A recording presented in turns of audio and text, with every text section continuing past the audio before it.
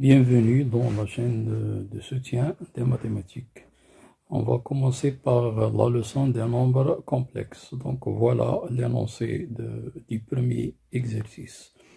Donc on va donner la solution détaillée des questions bien sûr proposées. Premièrement, donc on va vérifier que AB est égal à C. Donc on va calculer AB. Donc on va remplacer A et B par leur valeur. Donc c'est égal à 1 plus I, multiplié par racine de 3 moins I, c'est égal à racine de 3 moins I, plus I racine de 3, fois moins I au carré. Or, I au carré est égal à moins 1, donc moins I au carré devient plus 1.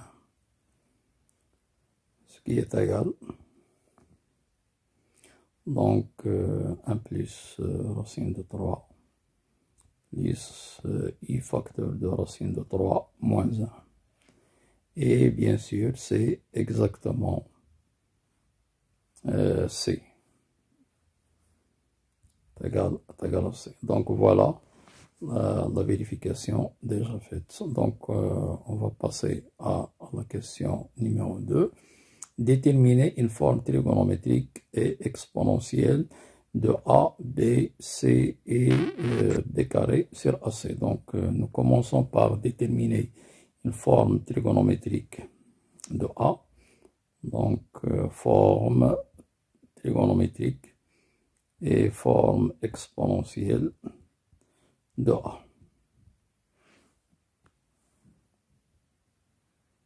Donc pour déterminer une forme trigonométrique d'un complexe non nul, on doit tout d'abord définir, calculer son module. Donc le module de A, par définition, est égal à la racine carrée du carré de sa partie réelle, c'est-à-dire 1 au carré, plus le carré de sa partie imaginaire qui est 1 au carré, donc c'est égal à racine de 2.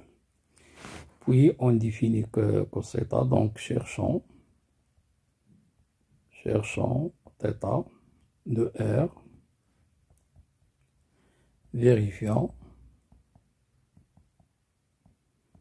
θ, bien sûr, c'est l'argument du complexe. Donc, vérifions le système. Cosinus θ est égal réel de A sur le module de A. Et sinus θ est égal l'imaginaire de A sur le module de A. Bon, or, la partie réelle est égale à 1. Le module de A, c'est racine de 2. Donc, on multiplie le numérateur et le dénominateur par racine de 2.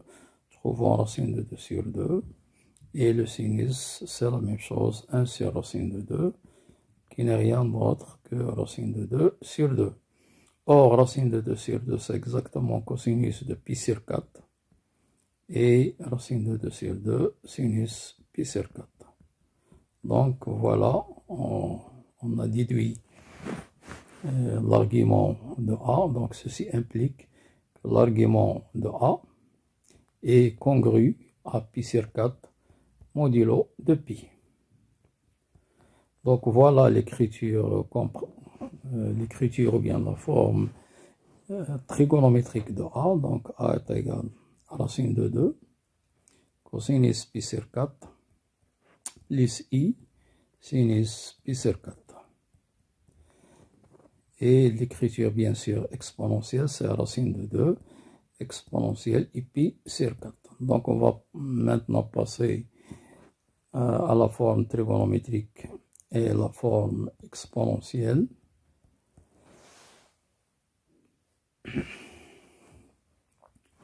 La forme exponentielle de B.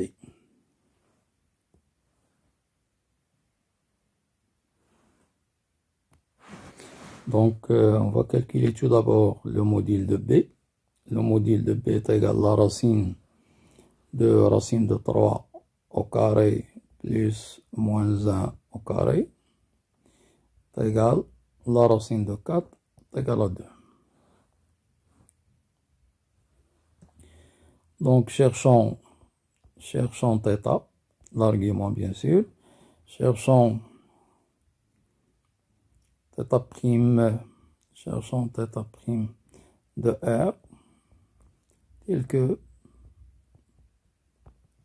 cosinus θ' égale la partie réelle de B, REB sur le module de B, et sinus θ' égale IMB, pardon, sur module de B, l'imaginaire de B.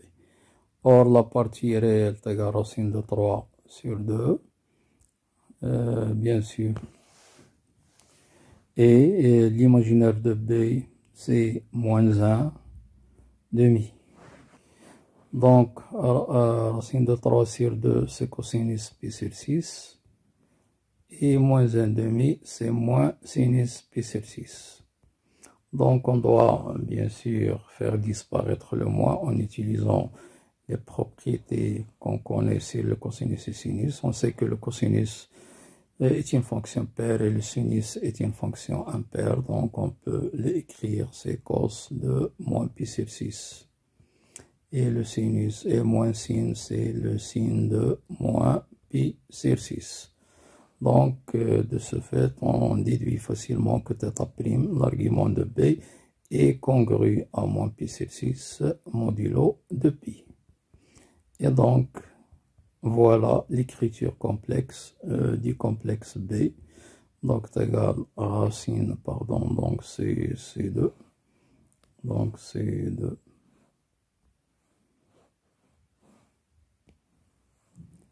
C2 facteur de cosinus moins pi sur 6 plus I sin moins pi sur 6. Donc l'écriture exponentielle, C2 exponentielle moins I pi sur 6. Il nous reste le C. Formule trigonométrique et forme exponentielle de C. Bien sûr, on va profiter de la première question. On a C égale à AB, qui est égal, donc on va remplacer respectivement A et B par leur forme exponentielle. Donc, racine de 2 exponentielle I pi sur 4 fois 2 exponentielle moins I pi sur 6 est égal.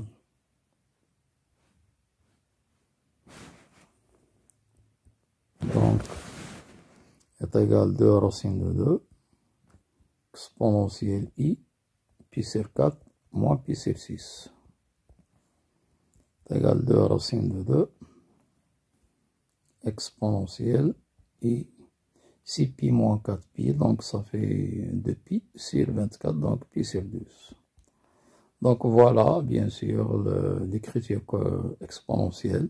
Et si on veut, bien sûr, l'écriture trigonométrique, donc ceci implique que C est égal 2 racine de 2, cosinus pi sur 12, plus I sin pi sur 12. Donc il nous reste bien sûr la question, donc le complexe qui est, donc on va jeter un coup d'œil sur les données de l'exercice. B carré sur AC. B carré sur AC. Forme trigonométrique et exponentielle de B carré sur AC. Alors là, on va profiter des résultats précédents et des propriétés qu'on a vues dans le cours. Donc, on a deux méthodes de le faire, soit de travailler avec, bien sûr, les formes exponentielles ou bien les formes trigonométriques. Donc, je vais choisir la forme exponentielle. B carré AC est égal.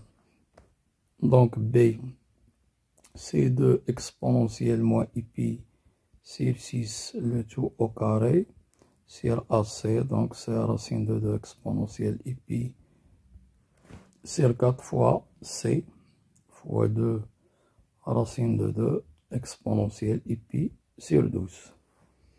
Donc, les propriétés, bien sûr, des formes exponentielles, c'est exactement comme les propriétés de la puissance. Donc, c'est 2 au carré, donc ça fait 4 exponentielle moins de pi sur 6 sur 4 exponentielle i pi sur 4 plus pi sur 12 qui est égal à 4 exponentielle, on va simplifier par 2, donc moins pi sur 3 sur 4 exponentielle, donc 3 pi plus 4 pi sur 12, c'est pi sur 3. On va simplifier par le 4 et nous trouvons exponentielle moins pi sur 3, exponentielle moins pi sur 3, qui est égal à exponentielle moins 2 pi sur 3.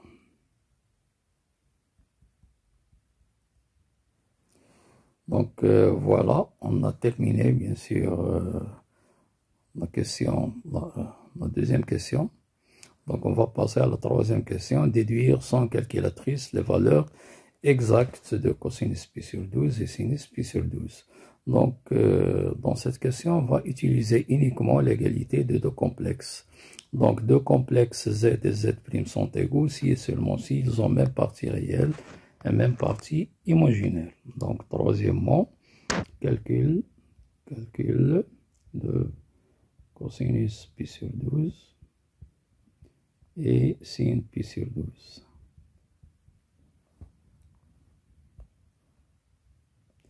Donc d'après les hypothèses, on a déjà une forme algébrique de C. Donc C est égal à 1 plus racine de 3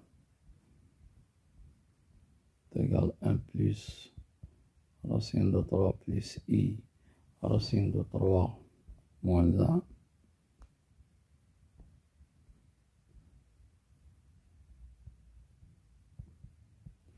Et bien sûr, on a une forme trigonométrique de C. Donc, à partir de cette forme trigonométrique, on peut écrire une forme algébrique, une deuxième forme algébrique. Donc, C est égal aussi de racine de 2 cosinus pi sur 12 plus i de racine de 2 sinus pi sur 12. Donc, on déduit l'égalité des deux complexes. Donc, 1 plus racine de 3 plus i racine de 3 moins 1 est égal à 2 racine de 2 cosinus pi sur 12 plus i de racine de 2 sinus pi sur 12. Donc, d'après la propriété de l'égalité de deux complexes, la partie réelle est égale à la partie réelle et la partie imaginaire est égale à la partie imaginaire. Donc, ceci implique que 1 plus racine de 3 est égal à 2 racine de 2 cosinus pi sur 12. Et la partie imaginaire qui est racine de 3 moins 1 est égale à la partie imaginaire de racine de 2 sinus pi sur 12. Donc ceci est équivalent. Donc 1 plus racine de 3 sur 2 racine de 2 est égal à cosinus pi sur 12. Et racine de 3 moins 1 sur 2 racine de 2 est égal à sinus pi sur 12. On va multiplier par racine de 2 le numérateur et le dénominateur. Et on va trouver tout simplement racine de 2 plus racine de 6 sur 4 est égal à cosinus pi sur 12. Et racine de 6 moins racine de 2 sur 4 comme sinus pi sur 12. Donc voilà, on a répondu à cette question. Donc on va passer à la quatrième question petit a. Donc calcul de l'ensemble des mesures de l'angle orienté OB, OB'.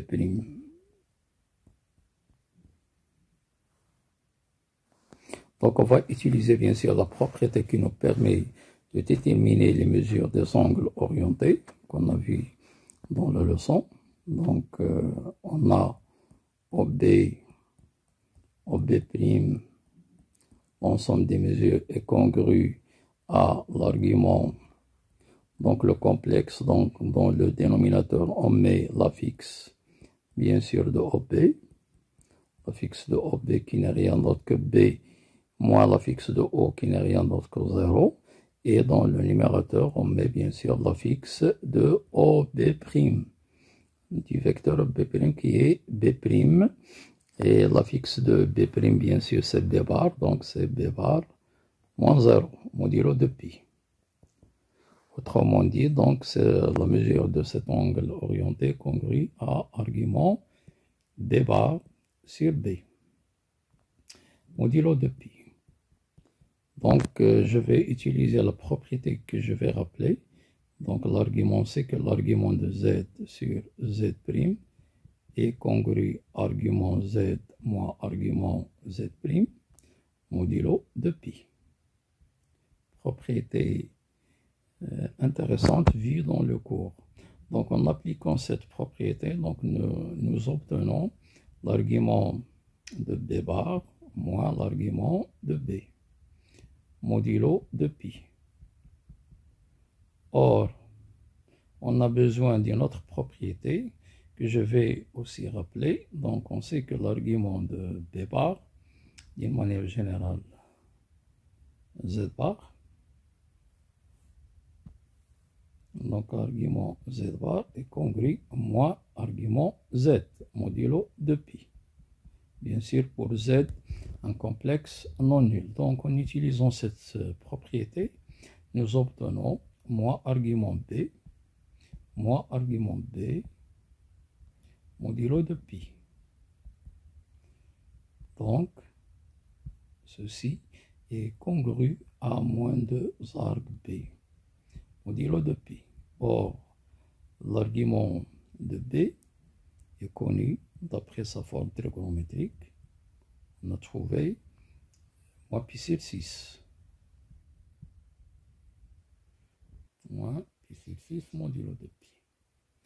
Autrement dit, donc, c'est pi sur 3. Modulo de pi. Donc, voilà. Donc, l'ensemble des mesures de l'angle orienté formé par le vecteur OB, OB' est congru à pi sur 3, modulo de pi. On va passer à la question petit b, la nature du triangle. Nature du triangle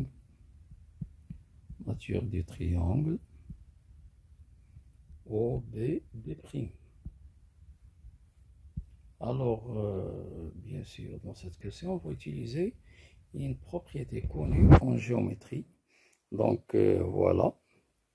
Donc, si on a un triangle, mais, pardon, j'ai oublié de calculer OB, OB'. Donc, je vais le faire ici, puisque cette question était dans la question précédente, petit a. Mais c'est la même chose, donc je vais calculer la distance OB, OB' dans cette question. Donc, OB, à quoi est égal? C'est le module de l'argument de B, qui est petit b, moins l'argument de O. La distance OB est égale le module de l'affixe de B moins l'affixe de O. Or, l'affixe de B, c'est petit b, et l'affixe de O, c'est 0. Donc, c'est le module de B, déjà calculé, est égal à 2. OB' est égal le module de l'affixe de B', qui n'est rien d'autre que B bar, moins l'affixe de O, qui est 0, est égal au module de B bar. Or, on a vu dans le cours que le module de Z est égal au module de Z bar. Donc, en utilisant cette remarque, est égal au module de B, est égal à 2. D'accord? Donc, voilà. Donc, la conclusion, donc ceci implique que la distance OB est égale OB'. Autrement dit, le triangle OB, OB' est isocèle. Est isocèle, bien sûr, en haut. Et comme OB, OB', l'ensemble des mesures de l'angle orienté est congru à pi sur 3 en radian, qui est équivalent, bien sûr, à 60 degrés, on sait, d'après la géométrie. Donc, si on a un triangle isocèle, en haut, B, B', isocèle, et la mesure de l'angle, bien sûr, 60 degrés. Donc, tous les angles sont isométriques. Donc, les angles à la base sont isométriques. Donc, nous aurons 60, 60. Donc, le triangle sera équilatéral. Donc, ceci implique que le triangle OB, B' est équilatéral. Autrement dit, tous ces côtés sont isométriques et les angles aussi sont isométriques. Donc, ils ont comme mesure 60 degrés ou bien pi sur 3. Et est équilatéral. Est équilatéral. Donc, voilà, on a terminé.